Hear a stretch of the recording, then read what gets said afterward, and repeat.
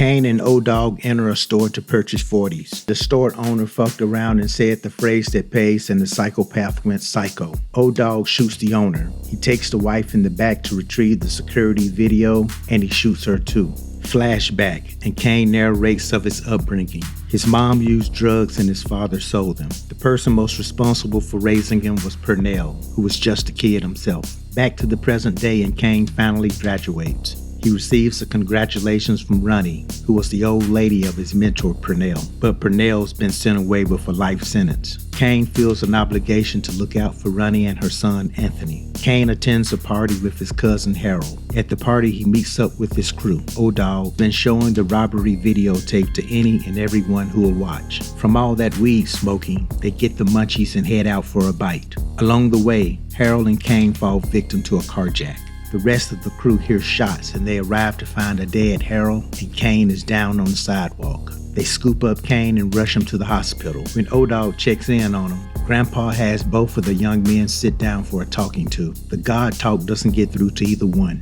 At Chauncey's place, the fellas are doing a recap of the robbery video. O-Dog informs Kane that they've got the 411 on the carjackers. Time for some get back. They find the marks and they carry out the revenge for Harold's murder. Back at Chauncey's place, a dude in the underground car market shows up to deliver an assignment. O-Dog and Kane steal a vehicle matching the model, but are unable to make the getaway. Kane lands in jail. While still in custody, it's found that his fingerprints match the bottle from the robbery murder. Kane is in way over his head as he gets questioned by the detective. Despite his stuttering and stammering, they don't have enough to hold him for the robbery murder. He then meets a young lady, Alina, and runs his gang. Kane joins up with the rest of the crew at a picnic. Sharif's father, Mr. Butler, joins them. He doesn't admonish them for the weed or the foul language. He's focused on the food.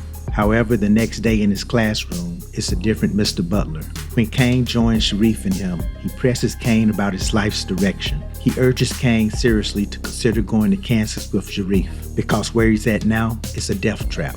Ronnie goes to visit Kane and she's got some news. She's moving to Atlanta for a new gig and she wants Kane to come along. At Ronnie's going away party, she asks Kane if he's considered coming to the ATL. He eventually agrees to go. Chauncey gets way too hands-on with Ronnie and Kane pistol whips him into unconsciousness. Well, that ass whipping didn't sit right with Chauncey cause now he's gonna send that robbery video to the police. Ronnie and Kane go to visit Purnell in prison. He does a quick catch-up with Kane and then gives him the real. He tells Kane that the things that he taught him was bullshit. He then gives Kane the okay to pursue Ronnie. Alina calls Kane to tell him that she's got a bun in the oven. Kane tells her that he's not the baker and it's not his problem. Alina's cousin steps to Kane for disrespecting her. For his efforts to protect, he's provided with a stomp nap.